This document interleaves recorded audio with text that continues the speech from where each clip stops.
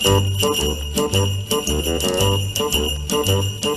jingity jing, it's Dominic the donkey, jingity jing. Hey, everybody, this is Amazing Fantasy Football. I am Josh, and the Jerry to my George over there is... Christopher. It is Chris, and I mentioned that because it is Festivus, everyone. It is Festivus. This is another Festivus miracle, and I got a lot of problems with all of you, and I'm here to tell you about him. We are airing some grievances. Later on, I will pop over to Chris's house, and we will have some feats of strength. Which really what we're going to do is we're going to each take our shoes off and see whose feet strong or have a stronger stench. Anyways, Chris, how you doing tonight, man? I'm doing great, doing amazing. It's holiday season. Christmas is literally a couple days away, and I'm excited.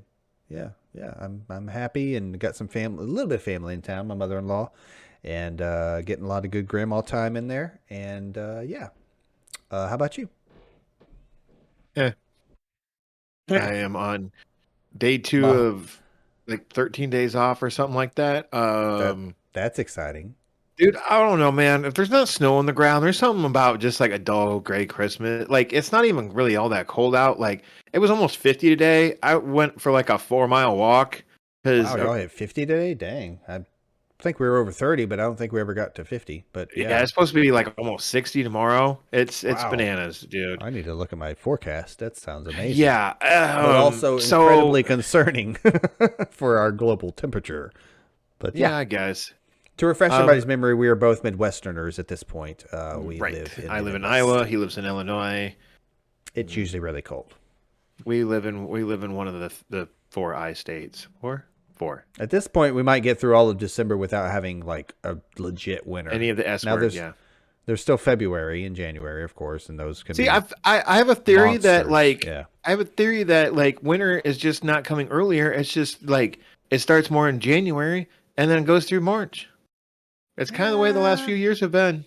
I would not put up a strong argument against that. I'll just say that my several years as a Midwesterner, decade, whatever, is more like I was always expecting bad stuff in like December, in particularly. It has happened in the years past, and then like mid to late January / early February was always real bad, like just bitter colds, just unreasonably cold. Like even in my infancy of being a Midwesterner, having come from Texas, to refresh people's memory, I would.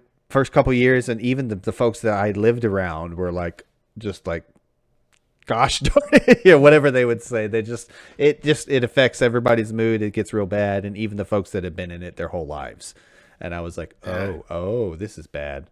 But yeah, I also learned to complain a lot less about it as the years went on, because it didn't do me or anybody else. I'm to the point where like, yeah, you go outside and you're like, whoo, it is freaking cold out there. But at the same time, like it's not a matter of if, it's a matter of when. So, exactly. You know, yep. Whatever. And when it does happen, I try not to complain as much as I used to, because man, Chris, we're good. It's week 16. You know what week 16 is? It's the finals in our Friends with Benefits league. It is semifinals in just about any other league. It's the finals in Friends with Benefits. It is finals. We've gone over final? this before. We're not going over it again. Okay. Anyways, so that means that we have some players that we're not going to normally recommend, or that we would maybe recommend, but we're not going to this week because you're not going to start them in your finals or even your semifinals. Because pickings are getting slim. Is that what you're trying to say, sir? No, I'm saying that I'm not going to start Baker Mayfield in my finals. Not so much the pickings are getting slim, so much that the people who need a guy to start. The slims are getting picking? Exactly. Thank you. Okay. Couldn't have said it better myself. Anyways, why don't you kick us off? You've been starting, I think, the last few weeks. Why don't you get us started here, and let's see if we have some time to circle back around for some tomfoolery. Some time to burn. Oh my God, we had a lot of time to burn last week. The editing got a little sparse at the end. We went off on Spider-Man and some other things. My apologies. Did we really? Yeah, it got pretty I bad. remember that. I just fast forwarded. Maybe some booze were involved. Get it started, man. Get it started. Let's stay on the track tonight. Colts at Cardinals. Carson Wentz. I benched him last week. You're welcome. No, but seriously, he hasn't been very good for fantasy. You're not relying on him at this point in the season. Hopefully, I'm going to give him a bench rating moving on. Jonathan Taylor. I didn't do the receivers. Gosh darn it. Moving on. Jonathan Taylor. Another week, another touchdown, and over 100 yards. Another week, and more MVP talk. I mean, the kid won the game with a 67-yard touchdown run. He might be the best player in the league if it weren't for Micah Parsons. See what I did there? Okay. The Cardinals appear more elite versus the pass than they do the run, though they rank 9th best in fantasy points given up to the running back position. Kind of middle of the road in terms of rushing yards given up. I took a look at who they played at running back, and the last two somewhat comparable running backs were David Montgomery from Chicago in Week 13 and CMC in Week 10, both of which scored over 20 fantasy points, both of which rushed for over 90 yards, and caught 8 and 10 passes, respectively. And they just gave 112 yards to, wait for it, Craig Reynolds, the most normal-sounding name ever. Oh, and the other, I think, running back or fullback caught a touchdown for the Lions.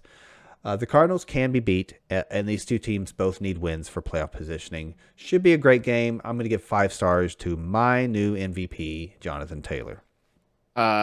Would you change your rating if I told you the Colts center isn't out for this week? Yeah, maybe by a quarter or half a star. Still very bullish. Okay. Well, the Colts center is out this week, so I just brought that up just to fool you. He's been healthy for 100 days, Chris, or something crazy. No, yeah. I can't sit here and say, being a proponent of taking offensive line into account, that it doesn't influence me somewhat, but I don't think it really. I don't know. and their right guard is on the COVID list. Yeah, but their fill-in for right guard is actually pretty good, so that's okay. I can live with that. But Ryan Kelly missing at center is not the greatest. So maybe he's not a top 5 guy, but I think he's still right on that cusp. So more like a 4. The Colts have one of the shortest injury reports out of any team, like by far. That's scary considering the relatively significant names you just mentioned. On to the Cardinals. Kyler, one of my other former front runners for MVP, has a tough matchup in front of him after playing poorly versus what would be objectively one of the worst teams in the league. The Lions, that is. Under 300 yards with a 50% completion percent, the Lions gave Kyler and company fits. The Colts are 15th Lions defense best. has been pretty good lately. That's fair. That's fair. The Colts are 15th best in passing yardage surrendered, but do give up the 11th most fantasy points to quarterbacks. So I'm sorry to kind of flip those statistical viewpoints on you there, but that's the way the cookie crumbles. Okay, so they're giving up the 11th most fantasy points to quarterbacks. However, they're 15th best in passing yardage. So middle of the road in passing yardage. But the 11th most versus fantasy quarterbacks, evidenced by some odd games given up big days to not so great quarterbacks. They gave up 3 touchdowns to Josh Johnson and Ryan Tannehill twice, and 4 touchdowns to Lamar through the air. It is important to mention that. So they aren't Goliath. But again, Kyler has struggled. Still, I think he has as much upside as any other top 12 quarterback this week, and they'll be looking to get him going early. 4 stars from my former favorite MVP candidate. On to the running backs, James Conner and Chase Edmonds. Chase Edmonds did end up being activated off IR in time to play in the Week 15 game versus the Lions. They did ease him in, playing only 39% of snaps, receiving 6 carries and 1 target. He did, however, do a lot with those 6 carries, getting 53 yards for an 8.8 average. Not bad. Conner didn't do much more with 8 of his own carries, a couple targets, and a 44% snap share of his own. Not a good day for the Cards overall. The Colts are 14th best in rushing yards given up. though are tied third best, only giving up 8 rushing touchdowns on the year. That's saying something. Wow, only 8 on the whole year. Hence the fact that they're 6th best versus fantasy running backs. I can't help but think that the snap share and usage becomes even more even this week, and of course, moving forward. Both are good backs, and we'll see the ball. Now, what throws a monkey wrench into all that is the old injury bug rearing its ugly head for hashtag Connor Strong. Again, that being James Conner. He is dealing with a heel injury and is a game time decision at the moment. He has not practiced all week, and this game is on Saturdays. So, yeah, he is very much trending out as of now. So Chase Edmonds gets the backfield to himself, so to speak, and that instantly thrusts him into the RB2 territory in my eyes, despite the tough matchup. I am confidently flexing Edmonds 3.25 stars. Wow. On to some pass catchers here. Christian Kirk is clearly usable as he led the team with 12 targets, led all wide receivers with a 96% snap share, and caught a touchdown. The Colts are good, but Kirk has to be in the flex consideration, just kind of on that cusp right there in the top 36, 2.75 stars.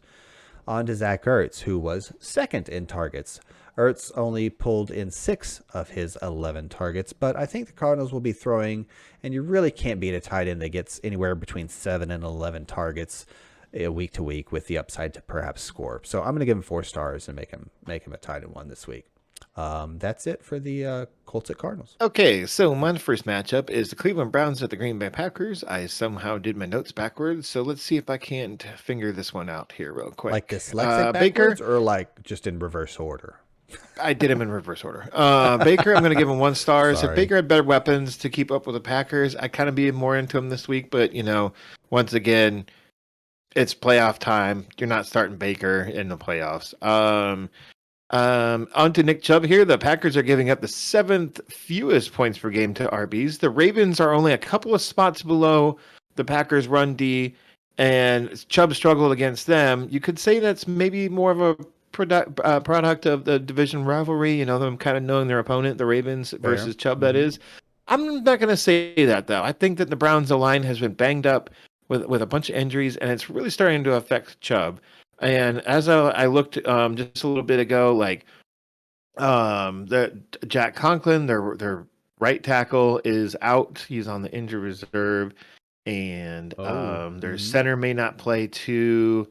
So I'm only gonna give Nick Chubb 2.5 stars this week, and that's more. Yeah, that is more of a their center is on the COVID list still. But the Nick Chubb rating is not you're probably gonna start him anyway. It's just in case he does go off, but it's more of you really gotta temper your expectations with him. Is it more of a, would you say, if you have better options, don't be scared, roll them out? Yeah, so that's right. Now that I'm looking at this, the Browns starting left and right tackles are both out with COVID, and their center too. Sorry. Yep. So yes, I think I'm sorry. Jack Conklin has an injury, an actual injury, whereas their center and left tackle Jedrick Wills is out with COVID as of us recording this. So Nick Chubb is have a rough day against the Green Bay Packers, but he's an elite level talent. So I'm not saying that he can't get it done. That's what kept him at 2.5. Yeah, I don't think he's very likely to do it. Understood. Okay. As of yesterday, Austin Hooper was the only Browns tight end that was fully healthy. If Hooper is the only Browns tight end that can play on Saturday, remember this is a Saturday game once again, I say pick him up and play him. Also, assuming that Baker is coming back this week to play, which it sounds like he's going to. Let's move on to the Packers side of the ball. Aaron Rodgers, of course, he's going to get 5 stars. If the Browns secondary stays out with COVID, I'm guessing they won't. So I'm for real going to give Rodgers a 4-star rating. I'm saying they won't because they were out last week. They're probably going to bounce back and play this week is my guess. Won't know more until tomorrow for sure. Aaron Jones, he is questionable with a knee injury. Jones is going to play, though. He's been limited participant in practice for 3 weeks with the same knee injury. And the problem with the real problem that Aaron Jones has is A.J. Dillon. I don't think that AJ Dillon is going away. I've said this in the past that when he does get touches and when he has filled in for Aaron Jones, he has played well enough to garner more touches in the game. He's not the same player as he's not the same player as Aaron Jones. He's more of a He's more like an exact opposite. Aaron Jones is a smaller, like quick guy that can really catch the ball. AJ Dillon can catch the ball and does have some speed, but he's more of a thumper than a lateral guy. Anyways, which when Dillon is going to get the bulk of the work if the Browns or if the Packers can get up early on the Browns, because I have a feeling that if they are up early, they're not going to risk Aaron Jones re-aggravating his knee injury or like getting another injury that could potentially cost them to be missing Aaron Jones in their playoff run. Sure. So, and the Browns are only giving up 16.9 points per game to the running back. So if Jones is going to get about 2/3 of that, 17 points there, well, Chris, I don't like this, but because they made me do some math, so I'm going to give 3.35 stars. Interesting. I think that's a typo. I think that's supposed to be 3.25 stars. Threw in a 0.1 there for you folks to keep you on your toes. Well, they made me do math, and I got a little confused. AJ Dillon, I'm going to give him 2 stars. It's more of a desperation 2 stars. Yeah, okay. If you are starting Dillon, which I am having to do so in one league, then I'm hoping for a couple of touchdowns like what happened last week. But I'm not thinking that's going to happen, but it could. So that's about it for AJ Dillon. Devontae Adams, 4 stars. Forever linked in his quarterback rating of 4 stars. That's what I gave Aaron Rodgers. MVS has COVID. He's probably going to miss this week. So you could probably, if you wanted to, if you were in a real pinch, like take a glance at Alan Lazard, just kind of look over and be like, "What's up, Lazard? How you doing over there, man?" But hey, speaking of Al Lazard, we usually reserve this for the Sunday stream. Tune in, by the way, Sunday morning, 10 a.m. Central, to the amazing kickoff stream. Asking for a friend, Alan Lazard or Michael Gallup? Interesting. Who are the Packers or the Cowboys? Washington football team. The football team, yep. Probably Lazard. No. I'm not going to give you an advice because this is probably in Dynasty where you're playing me. So no, you.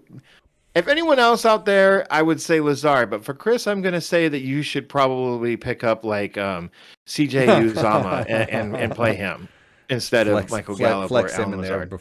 Yeah, I have to. Yeah, exactly. What's the next matchup, Chris?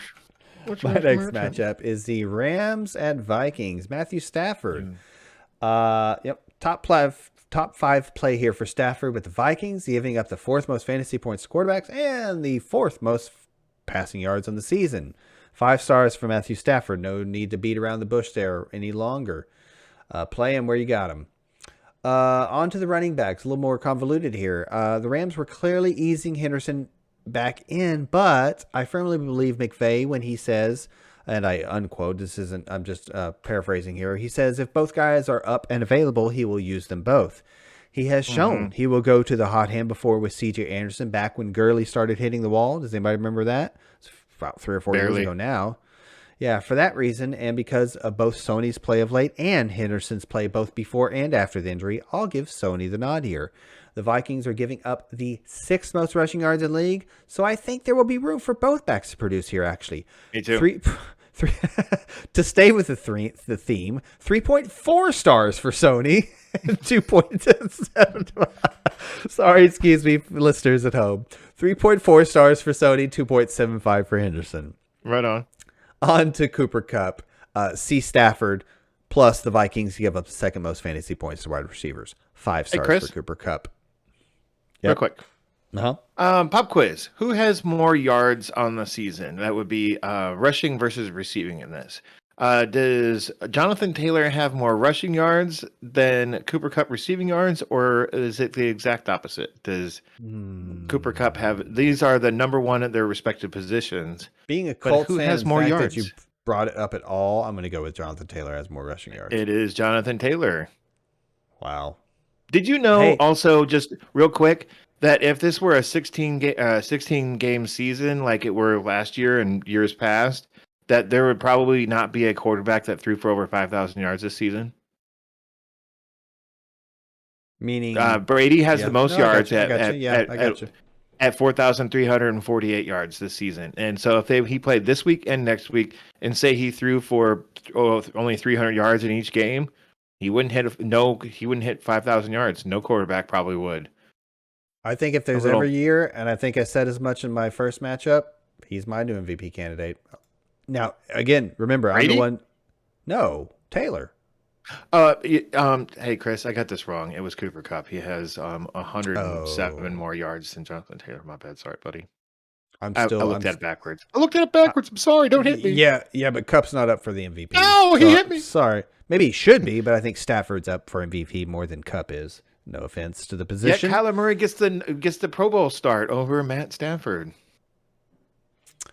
Well, there's a little bit of players. We won't go into that. We won't go into that. Exactly. I'm sorry. I just want to do the Cooper Kupp. Where were we? That was the Rams for the Rams side of the Rams. You didn't do Odell Beckham.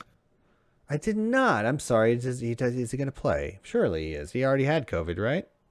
Yep. And don't call me Shirley. Sorry about that. No, I did kind of gloss over. Honestly, I was thinking tight ends, and I moved on from the Rams. I bet you were.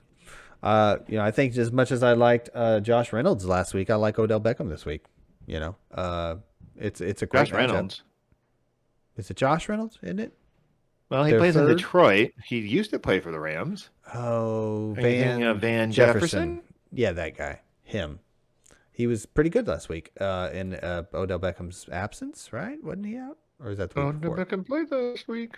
Okay, week before anyway. All I'm saying is there's definitely a second passing option to be considered versus the Vikings. And would you like to take a stab at Tutu Atwell while we're at it and naming players that are okay? No. He's too far buried on the depth chart. Well, Odell Beckham, assuming he's healthy and doesn't have COVID, Odell Beckham's worth a stab. I wouldn't say like right in the top 36. I'd say on the cusp. So 2.5 stars for Odell Beckham Jr. Yeah. Okay. Wow. On to the Vikings. I think you could go a lot higher with ODB there, but that's my personal opinion. Keep going. You're the big fan, not me, so you go right ahead with that. So not, but whatever. Yep, you are apparently now. On to the Vikings side of the matchup and Kirk Cousins. The quarterback 8 on the season had a rough go of it despite the victory versus the Bears last week. The Vikings defense played well for a change, and they didn't really need Cousins to do a lot.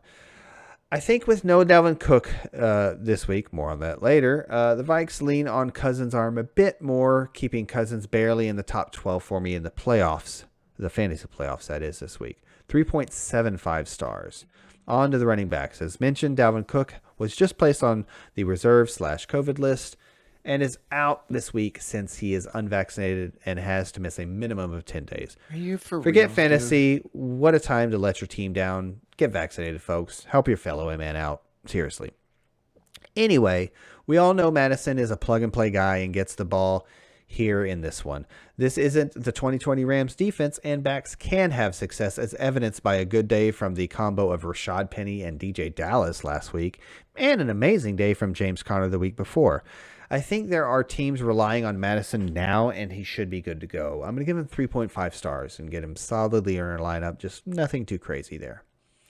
On to the receivers, Jefferson and Thielen. Thielen was a game-time decision last week, so I felt he was close to playing, though he didn't.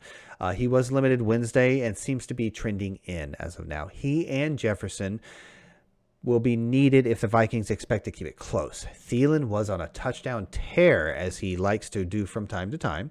Hopefully he can make a return to the red zone dominance. Jefferson has seen his targets go through the roof in Thielen's absence, but with 10 per game, Jefferson has shown he is still an elite as ever.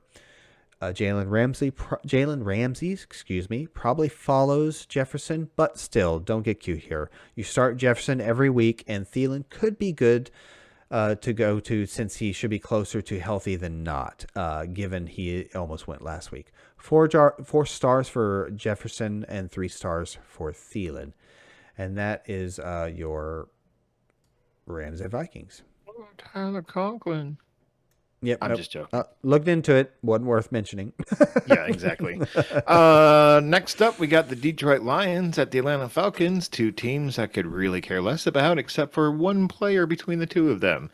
But let's start Wow. with Jared Okay. Goff here. Chris, I know you're not going to believe me, but if this wasn't the playoffs, I would recommend starting Jared Goff. Like if For you're reals. streaming week 3 or week 7, week 12, whatever, maybe 9, last week, whatever. But it's fantasy playoff time, man. So you're not starting Jared Goff. Over the last month, though, he has 2 games over 20 points. He's only being sacked an average of twice per game. He's throwing for more than 2 touchdowns per game, and he's playing Atlanta. Do you trust Jared Goff with all the marbles on the table? No. But I think he could score 18 points this week, and you could do worse. So could you over there, Baker Mayfield? 2 stars for Jared Goff. Like I said, you're going to have big old cojones to be starting Jared Goff this week.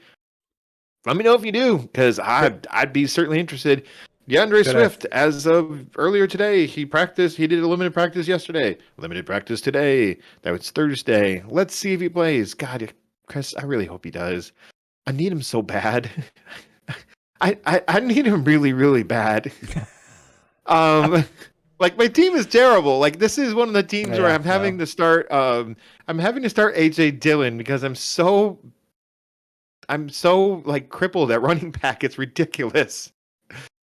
Atlanta's giving up the 9th most points per game to running back. So hopefully DeAndre Swift plays.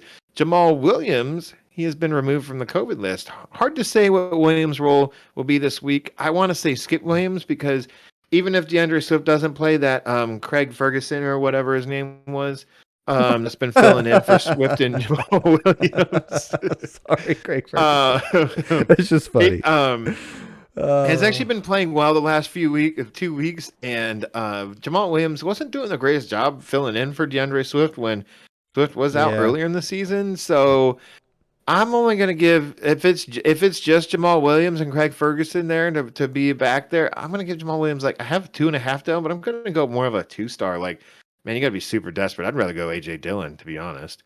Matt Ryan, I know we're moving over to the Falcons side of the ball. Pass. And that's not what Matt Ryan does because he doesn't do it very well this year. Ryan hasn't scored more than 14 fantasy points in 7 weeks. Not a no, but a hell no to Matt Ryan. Cordell Patterson, 3 stars, and this is mainly because it's Detroit. They're giving up the second monster running backs, but Patterson hasn't topped 13 points in the past 3 weeks. He also hasn't had more than 3 receptions in 7 weeks. He's getting okay yardage on the ground, but not last week. Other than that, he's doing okay. But he's had some stiff competition over the last 3 weeks. He's had San Francisco, Carolina, and Tampa Bay. So San Francisco is not the greatest, but Carolina and Tampa Bay, pretty good run Ds there. So we'll excuse Cordell Patterson in 2 of those 3 weeks, maybe even San Francisco. But 3 stars this week. Don't expect a move from him. Kyle Pitts. If you've been riding Pitts this long, why stop now? Detroit is middle of the road against tight end defenses, and Pitts is really just a wide receiver in tight end clothing. Oh, hey, Chris, the Lions wide receiver defense is also middle of the road, so I'm going to give 3.5 stars to Kyle Pitts. Fun fact on Kyle Pitts is that there is a legit shot at him breaking, Ditka's rookie receiving yardage for a tight end? Is it Ditka? Yeah, somewhere around 1,000, maybe 1,100, if I recall. Yeah. Maybe, but he still only has 1 touchdown on the season. So yeah, still a nice yardage. Julio Jones. Mm-hmm. Yeah. Well, hey, maybe that's the franchise. I don't know. That is weird. That might be a Matt Ryan thing. Anyways, that was the Lions at the Falcons. Hey, real quick on that matchup, another hopefully poignant asking for a friend. Would you go Tyler Huntley for the Baltimore Ravens or Matt Ryan to start in the playoffs as a top 12 guy for you? What league is this in? Technically, it's not an asking for a friend. It's just a hypothetical asking for a friend. I want to know where you stand because you're probably not going to believe me on this one. I'm going to go Huntley.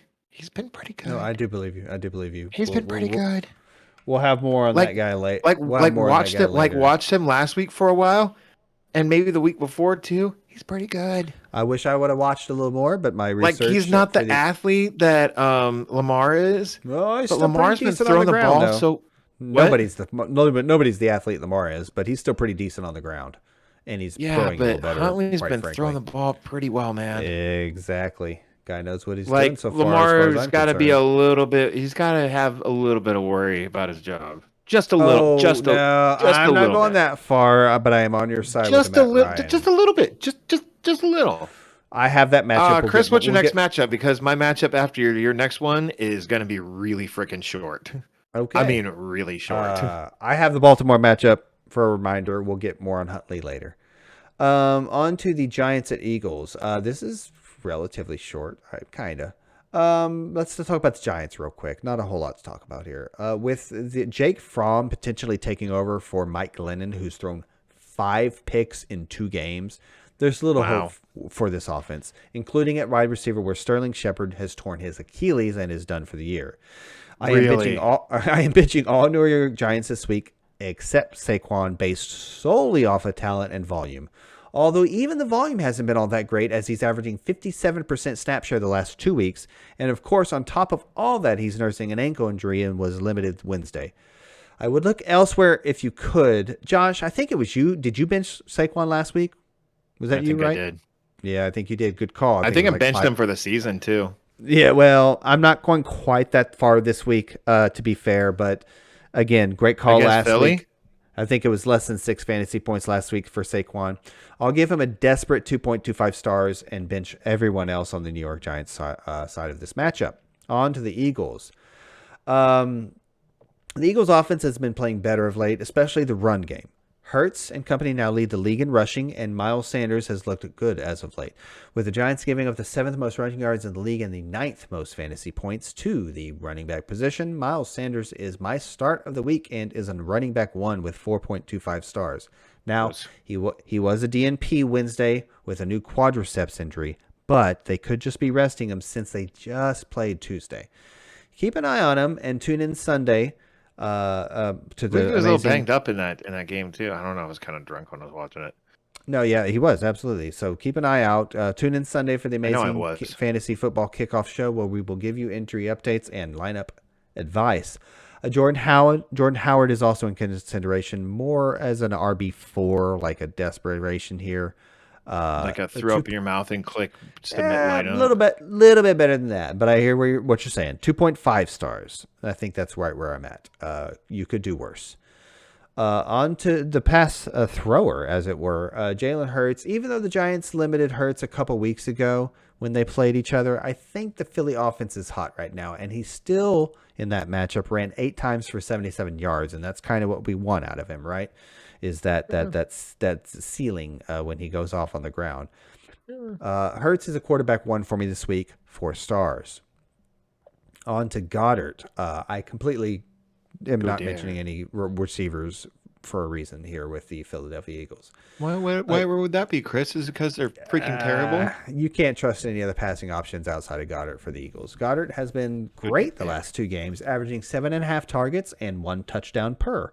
Unfortunately, the game before those was a game versus these very same New York Giants, where he put up a dud. Still, I think he's hot right now and has seen the most benefit from the resurgence of the running game.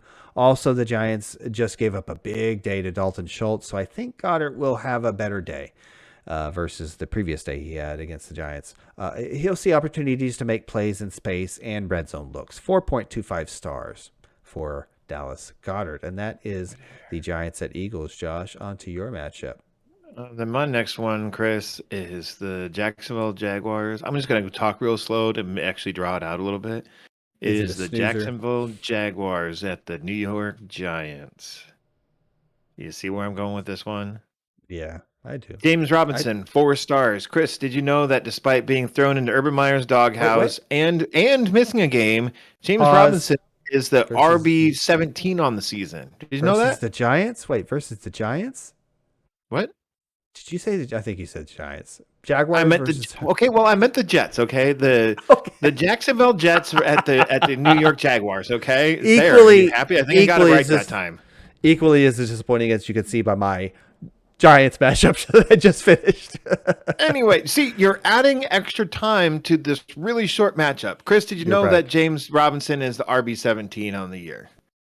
Bet you didn't. I actually kind of thought he'd be higher, but yeah, he's missed some time. He's doing it with an ugly 12.1 points per game, but RB17 nonetheless. He gets a gravy matchup this week in case anyone out there has been living under a rock in a cave. The Jets suck. They just suck, Chris. They're giving up the most points to running backs on a point per game basis. So rough 4 stars for James Robinson. You're not counting on any other Jags player. The next best player is Marvin Jones, and he's the wide receiver 40 on the season. So, blech. Speaking of Tevin Coleman. Whereas the Jets are giving up 28.3 points per game to running backs, which is the worst, as I already mentioned. The Jags are giving up 18.5 points per game, which is 11th worst. 10 spots different, 10 points per game better. The Jets are freaking terrible, man. Screw you, Adam Gase. Like, seriously, how does one man utterly ruin a franchise so bad? He lit this team on fire. He then blew it up. He ran it over with a steamroller. He then lit it on fire again. And then put out the second fire with his own urine. That's what the Adam Gase did to the Jets. Well, they let have too much control of the draft is what they did. Last week, Tevin Coleman was in on 30% of the team snaps, whereas Michael Carter was in on 44%. I don't want to touch either one of these guys. I meant to write with a 10-foot pole because it just sounds weird if I don't say the 10-foot pole part. What's your next matchup, Chris? On to the Ravens at Bengals. It's looking like another start for Tyler Huntley as Lamar nurses his ankle injury. Huntley has completed 71% of his passes in his 3 starts this season. And his rushing, as usual, is fantasy gold. He scored 35.9 fantasy points last week versus the Packers to prove it. The Bengals give up the 7th most passing yards. However, they do give up the 8th fewest fantasy points to quarterbacks. But they really haven't played a murderer's row of fantasy stud quarterbacks. That was for you, Josh, there, that murderer's row. I think Huntley plays well. They call that a corner of kittens. There you go, corner of kittens. I think Huntley plays well again in a big game versus a division rival. 4 stars. Yep. I'm, as mentioned earlier in the asking for a friend, hypothetically. If you really needed, I'm not into starting backup quarterbacks in the fantasy playoffs, but I mean, look at what we're seeing from other folks. I don't know, man. Look at what we're seeing from other folks like Carson Wentz and Dak and Matt Ryan. You know. Oh, I don't know. Pickings are getting slim. Tempting. It's more than tempting for me. I'm sticking with my 4 stars. On to Devontae Freeman. It seems maybe Huntley's ground game has hurt Freeman's production last week. It's hard to tell because you think you'd say the same thing about Lamar's production, and Freeman seemed to be better earlier. I think it's just a matter of Freeman being an older veteran and maybe hitting the wall or something. I don't know. But Freeman's double-digit carry streak, came to an end as he only saw 6 carries and 1 target. With the Bengals in the top 5 in rushing yards allowed, I'd like to look elsewhere. A desperation RB4, sure, fine. 2 stars for Devonta Freeman for the Ravens. Looking for a friend, Dak or Tyler Huntley? Dak. Yeah, not even. Tyler Huntley or Tua? Oh man, I don't know who Tua's playing. I'm gonna go Huntley. New Orleans Saints. Oof, I'll probably go Huntley. Drop Carson Wentz for Tyler Huntley. Or Tua. Why would you have any problem dropping Carson Wentz? Yeah, drop Carson Wentz, sure. I mean, if you're playing I'm definitely not picking up Tyler Huntley right now. If you're playing that juggling, correct me if I'm wrong. Hypothetical friend asking for a friend. This is me trying to pick him up in 2 quarterback league. At this point in Carson, like with this 4 or 5 week streak Wentz has going on, you know, assuming whether it's Huntley or somebody else, there's got to be something better out there, right? So that's where I'm at. Guess the Raiders next week. Keep going. Sorry. Yeah, by all means, look ahead. By all means, look ahead. My research was limited to this week as far as that goes. On to the pass catchers. Huntley's mini breakout has not breathed new life into the passing options outside of Mark Andrews. Bench all the wide receivers. Moving on. Andrews is on a mission ever since Josh doubted he could be the tight end one, and that is exactly what he is right now. He is the tight end one on the season. Coming into this one, he is averaging 10.6 targets over his last 5 games and has scored 4 times in that span. For a cherry on top, the Bengals give up the 9th most fantasy points to tight ends. 5 stars for Mark Andrews. That is the Ravens that's the Ravens part of that matchup.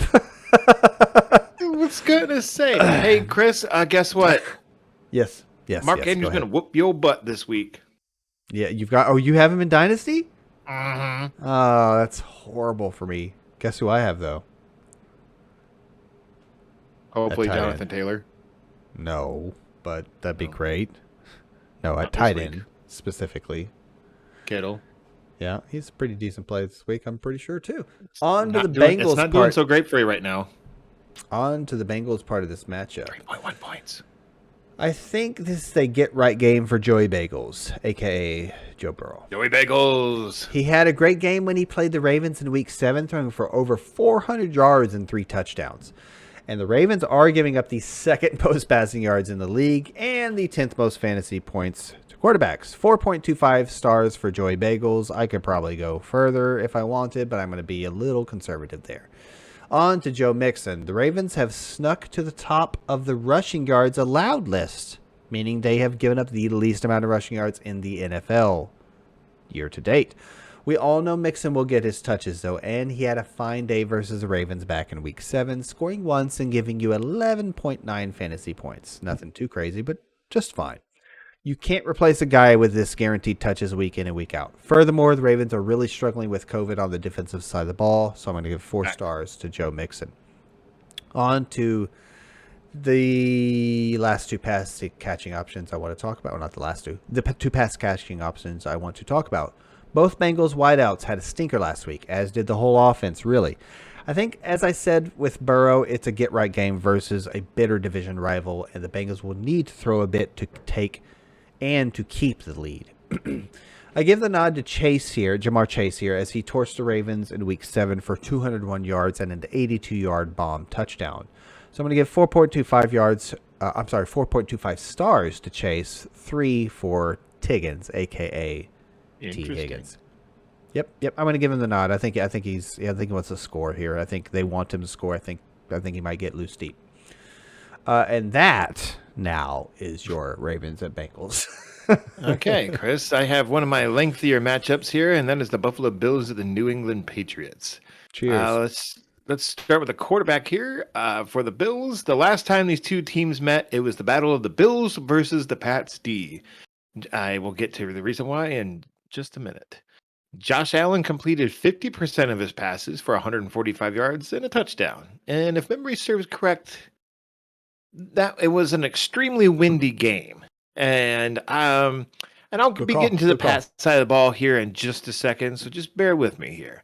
Allen was also the leading rusher in the game with 39 yards. The weather is expected to be much better this time around, it being in Foxborough, not in Buffalo. Unfortunately, the matchup is still just as tough against the Pats D, who is allowing the league's lowest 11.6 fantasy points per game to quarterbacks.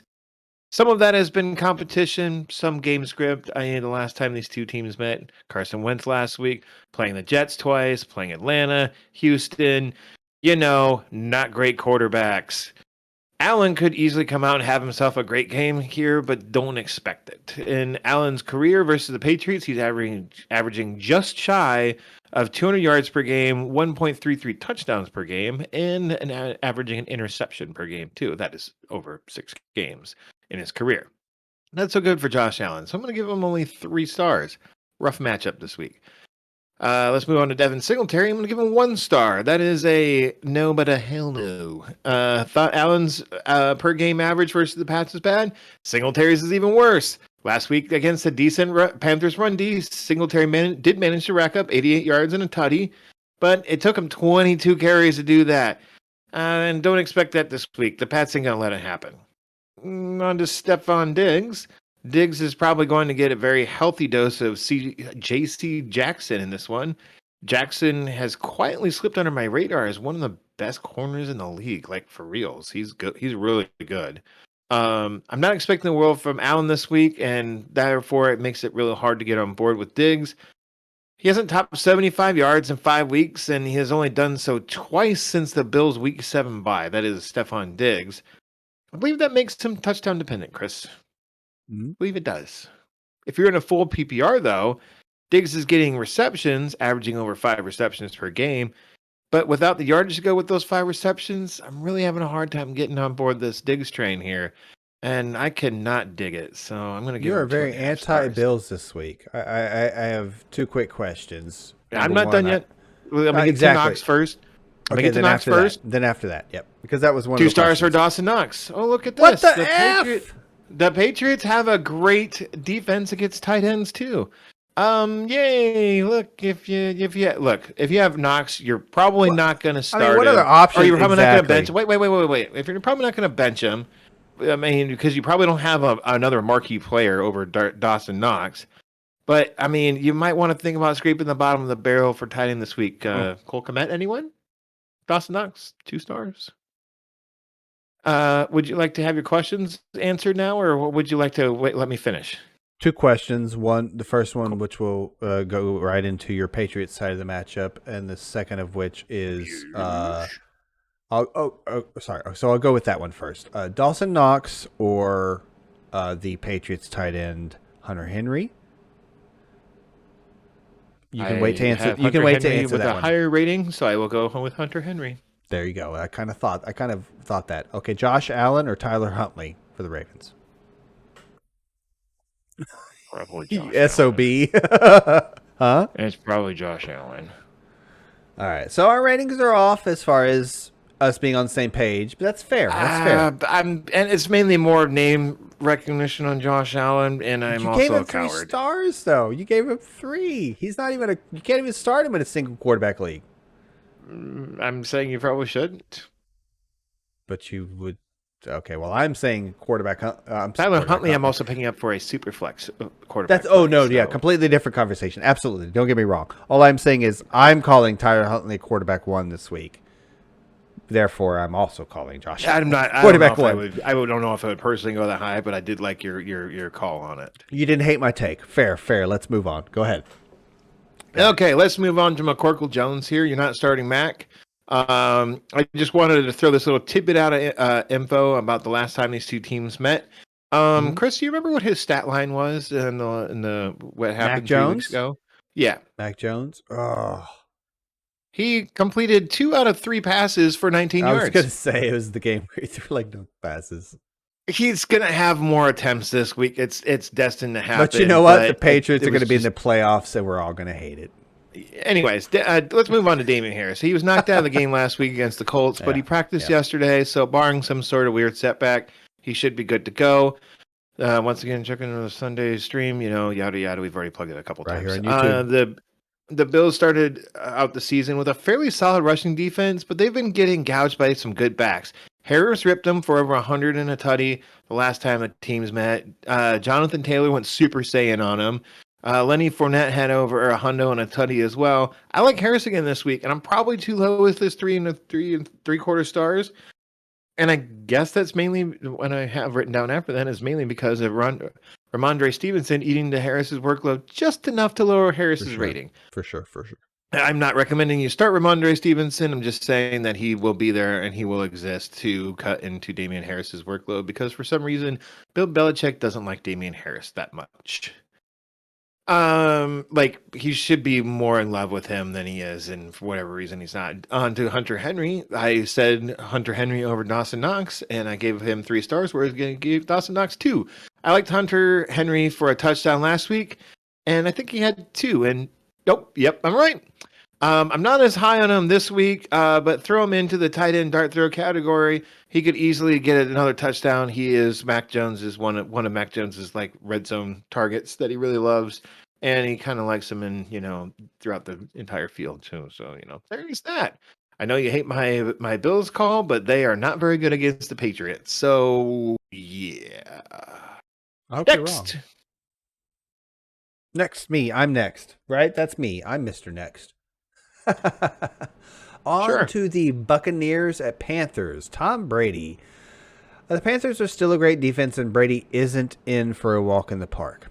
The Panthers are second best in the league in passing yards, given up, and fifth best in fantasy points surrendered to the quarterback position. Now, in the first several weeks, that was not the case. Then, after week 7, they didn't play anyone good until Josh Allen last week and gave up 3 touchdowns. So they aren't bulletproof. And Brady is still a top 12 play this week, in my opinion, as he usually is.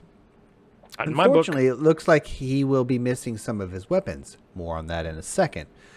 With the tough matchup and the missing offensive weapons, I can't recommend Brady as a top 12 guy. I'll put him just outside and give him 3.75 stars because I still believe there's firmly 10, 12 team leagues where he's your guy. He's been your guy. You know, literally right on that cusp. 3.75 You still believe stars. in life after love. We get it. That's really not what I was saying at all, but moving on to the running backs. Fournette has been all but confirmed to be out. He hasn't practiced, and it's not looking likely as they said. I think they put him on the IR. I was just going to say, it's looking like he might miss a couple weeks. The last blurb I read, the last article I read is that he's just kind of on the cusp of being put on the IR. That thrusts Ronald Jones into the spotlight he so often fumbles under. Seriously, though, would you trust this guy in your playoff with your playoff fate? Not I, sir. He probably deserves a rating. Just to be aware, a very low floor and adjust accordingly. 2 stars for Brojo, Ronald, a.k.a. Ronald Johnson. You say Rojo, I say Ro no. I say Ro heck no. On to the pass catching conglomerate that is the Tampa Bay Buccaneers. Chris Godwin is done, and it has probably ended my dynasty squad's chances to beat Josh this week in the semis. Nonetheless, Brady and company gets AB back, being Antonio Brown, just in the nick of time, and will probably continue to roll along with AB and a healthy Gronk, helping to mitigate the loss of Rod God, a.k.a. Chris Godwin. If it weren't for Evans getting banged up too, Mike Evans has not practiced due to a hamstring injury and is trending out. Tune in Sunday morning to the amazing Fantasy Kickoff Show for last-minute injury updates. AB becomes an instant flex option, and Gronk is a top 5 option this week and could see double-digit targets easily. 3.5 stars for Antonio Brown and 5 stars for Gronk. With Excuse me? That says Evans out. Yeah, Evans is out too. What did I just not officially, but it's looking like it. It sounds like he's not going to play. That's why I'm like, excuse me, 3 3/4 stars for Antonio Brown. I think it's a smash start for AB this week. No, I do have 3.5. I said 3.5 is what I said for AB. 5 stars for Gronk. Yeah, I'm giving a little bit more onus on Gronk there for picking up the slack for sure. I don't hate your take. 3.5. Oh man, you should be going like 4.25. I mean, it's literally his first game back. Okay. He has no competition. That's fair. I mean, Scotty Miller might be worth a look in a deep PPR league, so I'll mention that. But not a bad call. Yeah, that was the end of my spiel there, my notes. Assuming he doesn't have COVID. I will be less aggressive on AB, but yeah, no, you make a good point. You really do. I think, again, more my love is given on Gronk there for the solid 5 stars, like literally like a top 2 or 3 tight end there for the week. So that's where that's where my flag has been planted, sir. On to your next matchup. My next matchup is the Chargers at the Houston Texans. Chris, Herbie has been elected to the Pro Bowl, and he's slated to be the starter. I'm sorry, Josh. Edit. I did not finish the Panthers side of the matchup because there's not a whole lot to talk about. I'm editing this out. Keep going. On to the quarterbacks for the Panthers. Something about both of them playing. Just bench them both. Moving on. Hubbard. Hubbard hasn't been very good. He doesn't see enough targets, and the Bucs are elite versus the run. I'm benching Hubbard. On to DJ Moore. I would say maybe there's some hope for DJ Moore, but he hasn't practiced all week and has a hamstring issue, so I'm going to bench him too. I'm sorry to interrupt you, Josh, but I thought that was important to touch real quick on. What about Rob Anderson? I don't care. Yeah, me neither. Exactly. This is playoffs. This is do or die. Let's not beat around the bush. Well, let's do Robbie Anderson and die with him. I apologize for beating around the bush with the Panthers at all because I literally just benched them all. You don't beat around the bush with a Panther in it. That's don't make me old man laugh. Let's continue.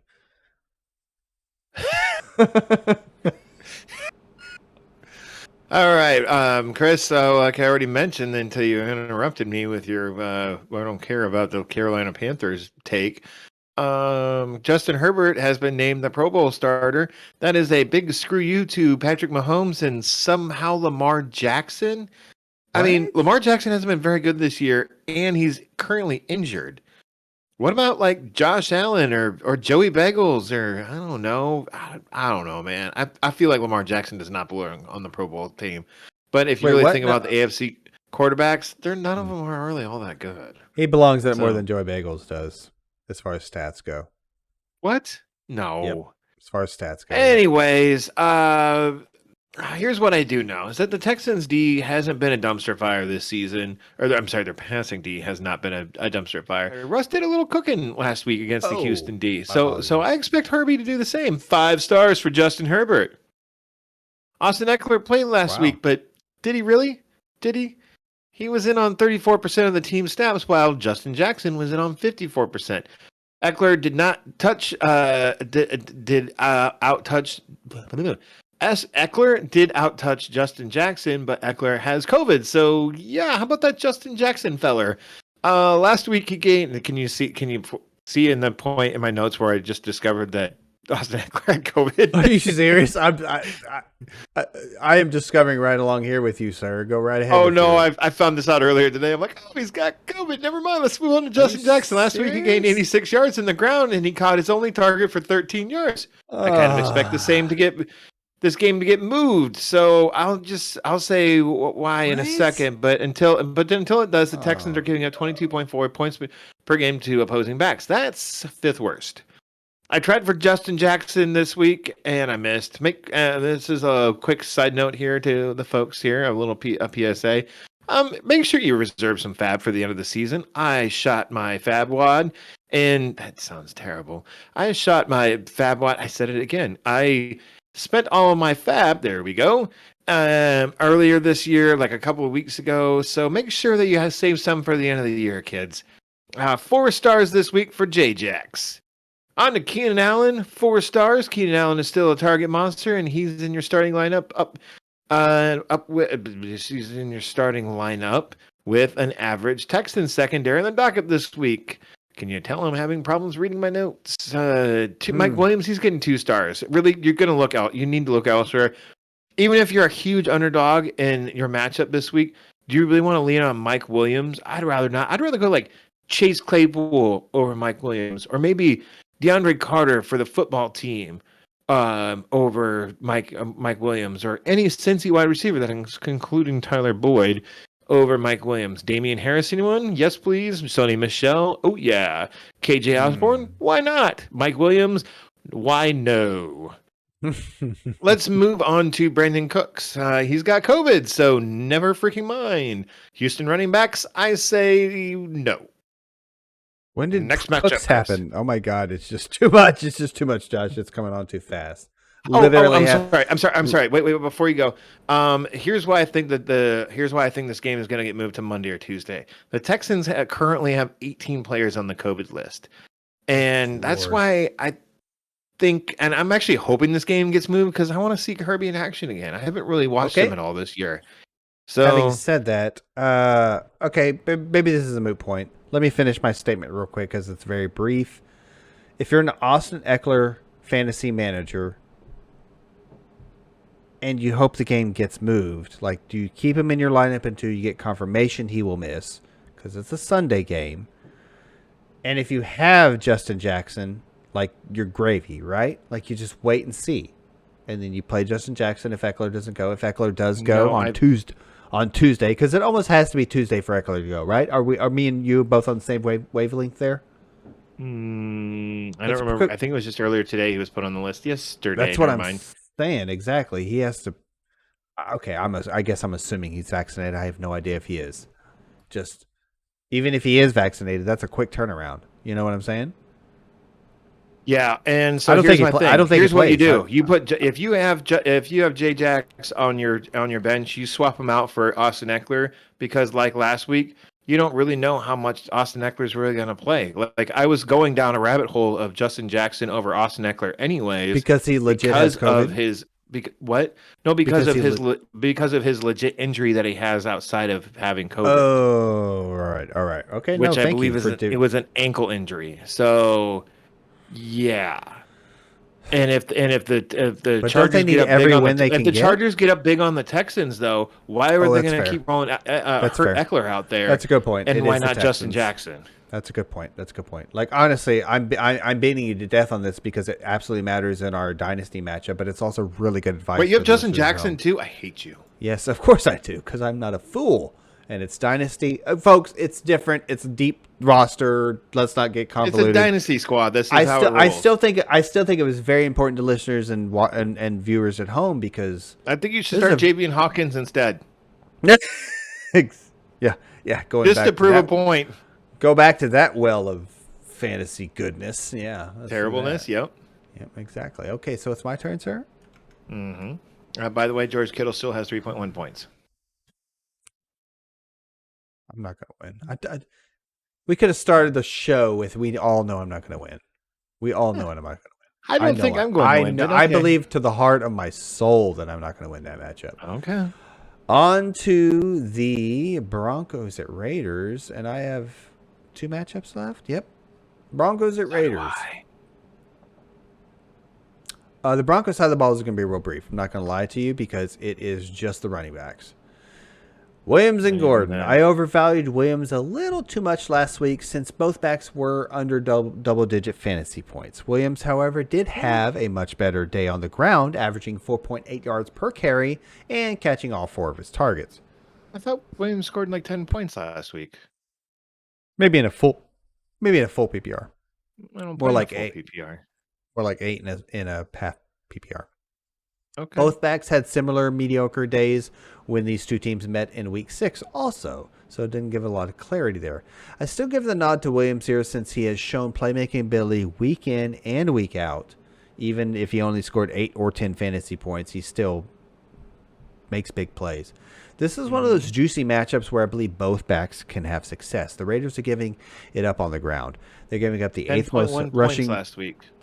And a half point? Javonte Williams. Yep. I got 8.5, just over 8.5 point PPR. 8th most rushing yards. The Raiders are giving up on the ground the 8th most rushing yards and the 3rd most fantasy points to the running back position. So both backs are in consideration this week. So I think Javonte is a top end RB2 and a low end RB1 this week. That's 4 stars for those listening at home. 3.25 stars for Gordon. That's pretty aggressive for Gordon, I will say. Hater. What? I'm giving the nod to Williams still. On to the Raiders because there's no anybody else worth talking about with the Broncos. I almost said David. Derek Carr. I am not playing Carr versus the Broncos defense in the fantasy playoffs. Nope. Can't make me do it. Bench rating. On to Josh Jacobs. Jacobs did score, had 17 touches and 82 scrimmage yards in their previous meeting. However, the Broncos are tied for the league lead, having only given up 7 rushing touchdowns on the year. Jacobs is a fine low-end flex as far as I'm concerned. That's 2.75 stars for Josh Jacobs. On to Hunter Renfrow. Renfrow hadn't shown us his true powers when these two teams previously met. I mean, I kid, but seriously, I like Renfrow to have a high-volume target day and a comeback mode, kind of garbage time, etc. 3 stars, right to put him right in that top 36 conversation for flex conversations. On to the tight ends, just a quick mention here. Waller is set to miss 1 more week this week. And Foster Moreau did play better last week, bringing in 7 of his 9 targets for 65 yards. But with Denver being 3rd best in fantasy points given up to the tight end position, I am benching both Foster Moreau, and we'll see about Waller next week. And that is There's a chance that Waller plays. There is a chance. That's the way the tea leaves Do you are really reading. think that the Raiders are going to be playing from behind against the Drew Lock-led Denver Broncos? I mean, say what you will about Teddy and Drew Lock. I think it's going to be a slap fight between these two teams, and it's going to get ugly quick because no one's going to want to watch this awful game. It still doesn't put Foster Moreau or any other besides Renfro, as I mentioned, into the conversation. Sure, it does. I'm just making up. If you want to stuff talk anyway, about Carr, so whatever. I mean, we could talk about a situation where he's all you've got, and it's like a 12-team league where everybody's got a backup quarterback. Yeah, just padding time. That's all I'm doing right now. Every time I rank Carr that low, like literally I benched him, like he burns me because I like him in real life. I really do. I think he's a good quarterback. I really do. He could have the best matchup in the world, and he'll play like exactly. Crap. He'll have the worst matchup in the world, and he'll come out, and you'll be like, man, this guy's pretty good. But then, like on a random like Thursday or Monday night, he'll just go to town in overtime, and just look like freaking like Dan Marino or something. I swear, man, it's crazy. Okay, that was an over-exaggeration for a reason, for dramatic effect. On to Josh's mashup. On to the Chicago Bears at the Seattle Seahawks. Let's start with Darnell Mooney here. Mooney's had a real tough stretch here, 3 weeks, the last 3 weeks. Could that change against Seattle? Of course it could. Speaking of guys to start over, Mike Williams, Darnell Mooney. That's fair. Here, he's averaging 7 targets per game over the last month. That's not bad. His 8 out on the season, that is average distance of target, is at 12.1 yards per target. So at depth of target. So there's potential here. Normally, I'd say Justin Fields is going to have to sling the ball to keep with the Seahawks, but something's broken with that team. So I'm not really know. I'm going to go 2.5 stars for Mr. Mooney here. On to David Montgomery. I'm going to give him 4.5 stars. Did you give Fields a rating? I missed it. I'm sorry. Did you give Fields a rating? I know I purposely skipped over him because I don't want to have anything to do with him. Superflex, on to nothing? David Montgomery, okay, cool. 4.5 stars. Even when the Bears are losing, Bonte is involved. Over the last 5 weeks, he's on at least 70% of the team snaps, getting up to as high as 94% of the team snaps. I may have been wrong about Monty in the past, but how could you go wrong with a back that's on the field that much? And he's also going up against Seahawks defense that is giving up the 5th most points to running backs. So 4.5 stars for Mr. David Montgomery. Nice, Cole Kmet, nice. Yes, please. Jimmy Graham has barely done anything for the Bears this year. He's no longer a threat. The Seahawks defense isn't much of a threat either. They're allowing over 5 receptions per game, over 55 yards per game, and about a half a touchdown per game to tight end. So 3.75 stars to Cole Kmet. Yes, I would start him over Dawson Knox this week. On to Russell Wilson. Wow, the Bears are tied for the fourth most points given up to quarterbacks. Normally, I would give 5 stars to Russell Wilson this week, but Russ has been better over the past 3 weeks. Don't get me wrong; he's averaging 19.5 points per game over that span. No Tyler Lockett. I'm going to go 4.25 stars. I think I'm a little biased with Russ. What do you think, Chris? And yeah, I know Tyler Lockett's going to play. I'm getting to that in a second. Biased in a good way? I'm sorry? You're trying to give him a chance to be in your top 12 this week? Is that what you're telling me? Yeah. I don't like it, though. Tyler Huntley or Russell Wilson? I know I keep coming back to that well. I think it's a pertinent well. Go ahead. Answer the question. Russell Wilson, but I don't like it. I don't hate it either, though, Josh. Honestly, it's like I do hate it. Though. I'm the one who asked the dumb question. It was like, seriously? Okay, let's move on to DK Metcalf. Yeah, there you go. 4 stars. I know Metcalf has been a dud ever since Russ returned from his finger surgery. That could easily change this week. It's a good matchup against the Bears secondary. I'm still not sure why the Bears dismantled some of their secondary, but they did, and hasn't been the greatest. Apparently Lockett has a good chance to come back from being out with COVID. If he does, 3.25 stars for Metcalf and 4 stars for Tyler Lockett. It's sad, but I just think that if you want a Seattle wide receiver, it is Lockett. He has been a little bit more effective than Metcalf for this bad half of the season for Metcalf. Metcalf is also dealing with a bit of a foot injury as well, so I think that's kind of hurting him as well, like literally, but also hurting his on-field production as well. It wasn't the greatest matchup for Rashad Penny on Tuesday. That's crazy that as of recording it, then we just had football 2 days ago, Chris, but we did. DJ Dallas ended up being more efficient back for Seattle in the game 2 days ago. But that could easily happen again this week. But if the Seahawks are gonna get up early, which they should, then it's probably going to be more Rashad Penny. So I'm going to give him 3.25 stars. Not confident, but whatever. Chris, you should have one more matchup left, sir. I have one more matchup left, sir, and that would be the hated Washington football team at the beloved Dallas Cowboys, American football team.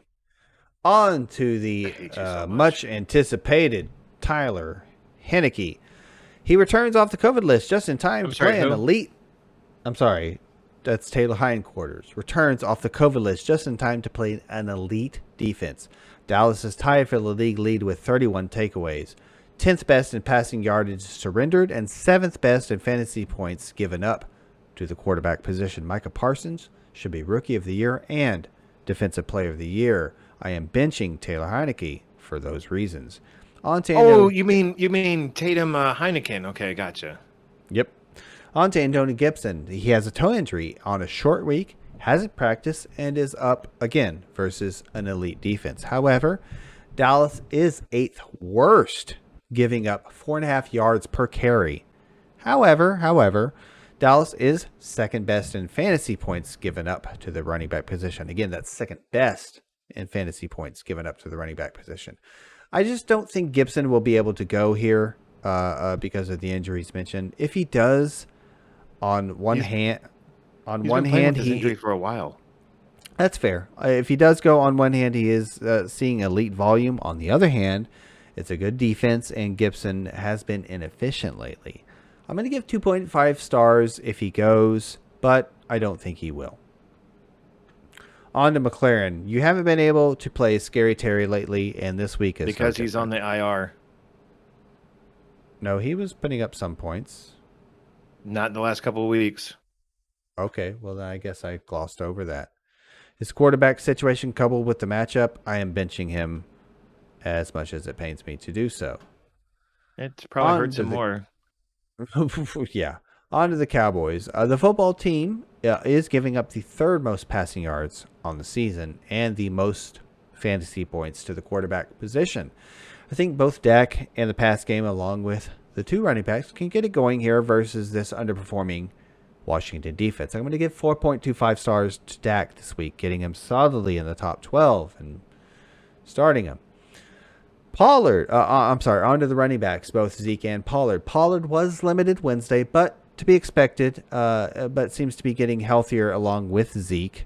Pollard has seen double-digit carries in 8 of his 13 games this year. That's important to mention. The duo of Zeke and Corey Clement was decent versus the football team a couple weeks ago when these two teams played because Pollard was out with injury. And last week, Miles Sanders and Jordan Howard were very good also. But the run defense has been the lone bright spot for the football team, meaning they're giving up their 8th best in rushing yards given up and 10th best in rushing touchdowns giving up. Again, that's 10th best in rushing touchdowns and 8th best in rushing yards. But I think the Dallas duo can get it going on the ground. 4 stars for Pollard, 3.5 stars for Zeke. Yes, I am giving the nod to Pollard there. I think he can make some big plays on the perimeter. That's not why I'm making noises over here. I'm just horribly wrong about Terry McLaurin, and he's not in the IR at all. My bad, Chris. I'm sorry.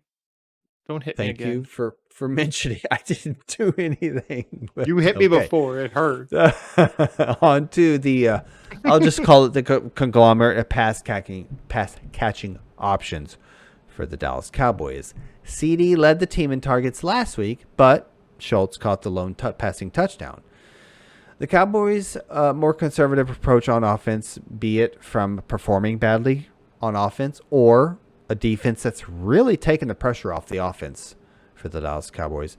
It is working in real-life NFL, but has hampered the pass catching options for the fantasy managers here. Yeah, moreover, when these two teams played a couple weeks ago, no one wide receiver really separated themselves, and Schultz had a dud. So again, not much clarity there. I know the football team held Schultz to 1 catch last time, but Washington just gave up a big day to Goddard, and I think Dallas gets the tight end 4 on the season, being Dalton Schultz, going here. I'm going to give 4 stars to Schultz and be pretty aggressive there. The Washington football team gives up the 6th most points to the wide receivers, so I'd like to see some more of these weapons in your lineups. But let's dig a little deeper here. CD is dominating Amari on targets, 109 to 78 on the year, and has only played one more game than Amari. I'm going with the target volume in this one and give CD the nod with 3.75 stars. 3 stars from Amari. And Gallup is a fine, kind of desperate, low-end wide receiver 3, high-end wide receiver 4, kind of 2.75 stars options Something there. like that. Did I mentioned Dak's rating, didn't I? I wasn't. I was looking at Terry McLaurin, so I wasn't listening. No, sorry. I did. Yeah. Which to was recap, because I wasn't 4.25 listening? stars for Dak. I expect a big bounce back game for Dak here with 4.25 I'm not. stars. I'm not. I hope you're right, but I don't think you are. Yeah. There's hoping here, but I do believe I played the wide receivers pretty conservative with 3.75 stars to the higher end with CD, again going with the target volume there. No, I get it, man. I think 3 stars, 3 stars to Amari, and Gallup is a fine play in a deeper league with 2.75 stars. Hey, look, Tyler Lockett was activated from the COVID list. Oh, nice. Good to mention. Did you have anything else about your that is the end of team my and matchups? My stupid team. The other stupid team in that matchup. Okay. My playoff team. Yep. Okay. I'm done. Let's go on to my last matchup here, Chris. You're gonna get strap yourself in, buddy, because you're not gonna believe this crap that I'm about to spew at you. Pittsburgh Steelers at the Kansas City Chiefs, which may or may not be the Sunday night game. I don't know anymore at this point. It's not. Ben Roethlisberger, old Ben. If you're crazy or maybe you're a Lamar Jackson owner, old Ben could be your guy. Old Ben is top 9. What? I'm sorry, not Lee. If I'm a Lamar Jackson owner. Yeah.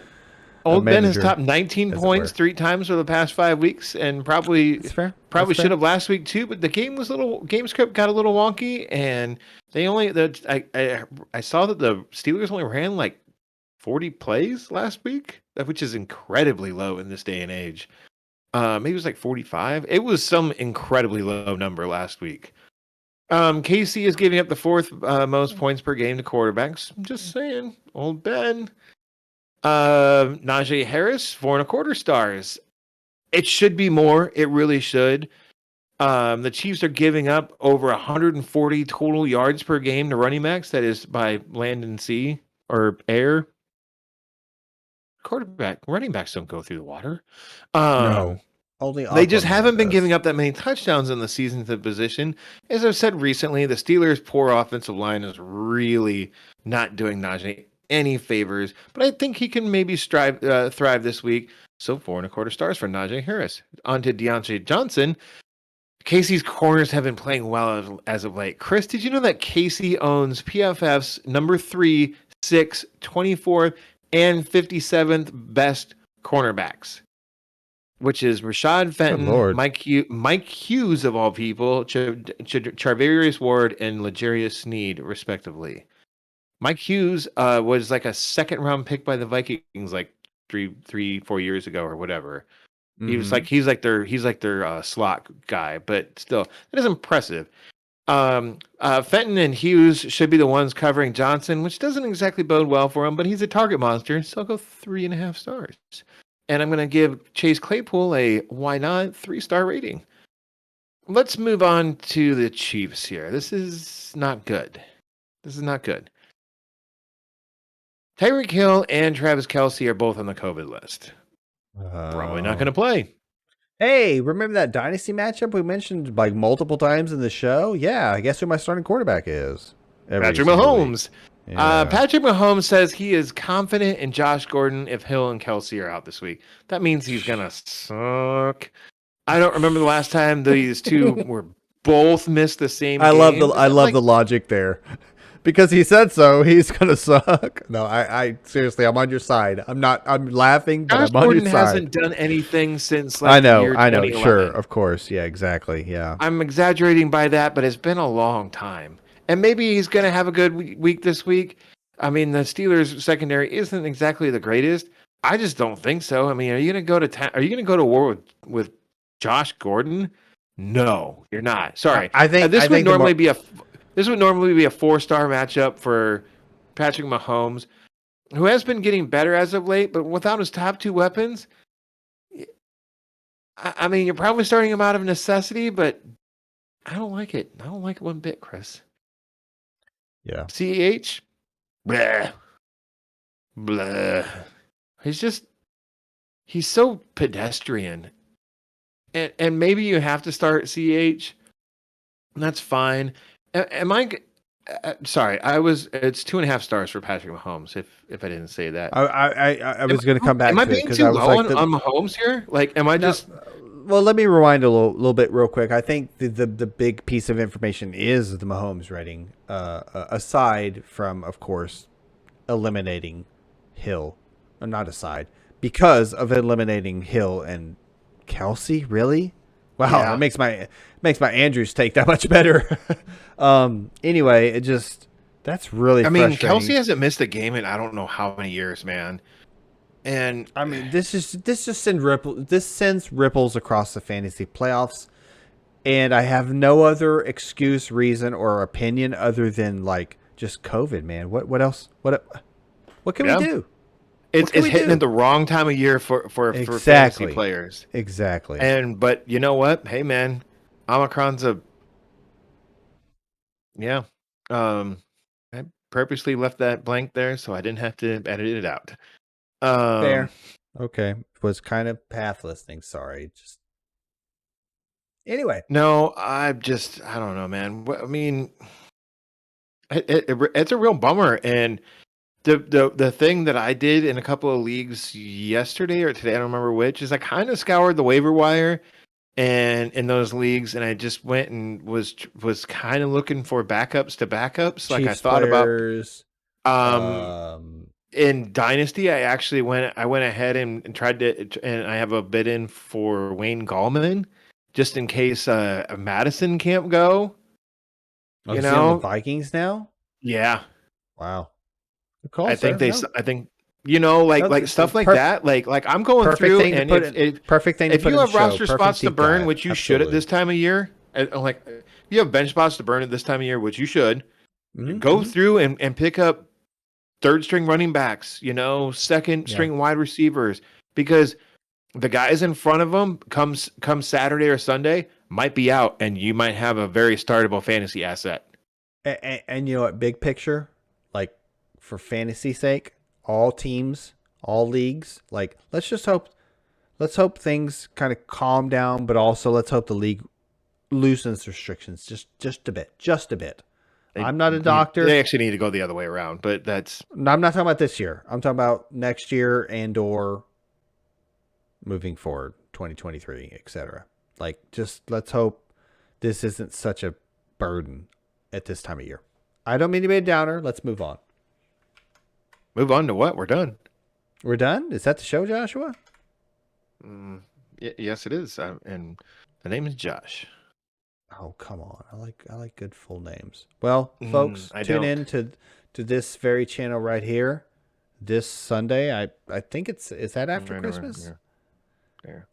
Yeah, it's the day after Christmas. Also known as Christmas Hangover Day. We should be good to go. We should be in prime shape, having said that. We should be in prime shape. I'm going to be as large as a house, dude. I'm making enchiladas for my dad tomorrow, and then I'm making lasagna for my mom the next day. Like, dude, I'm going to be so fat by next week. It's going to be ridiculous. So I'm going to redo the overlay, folks, and I'm going to make myself like Josh 3/4 of the screen. I'll just shove over here to the left. So he's going to put on some sort of skinny. Josh actually lost weight over Christmas. There you go. Or yeah, there like a house mirror, That's enough of weight jokes. We have no judgment here. We love all people of all sizes, shapes. I don't love myself, so I can make fun of myself all I want, and you can't stop me. And that's exactly what you were doing. No, but yeah, absolutely. Tune in for the Sunday stream. We'll have a bowl full of a belly full of jolly. Yep, exactly. Plenty of ham. What did turkey, you just say? A belly full of jolly. A jolly belly. Yep. Like Jolly Ranchers? No.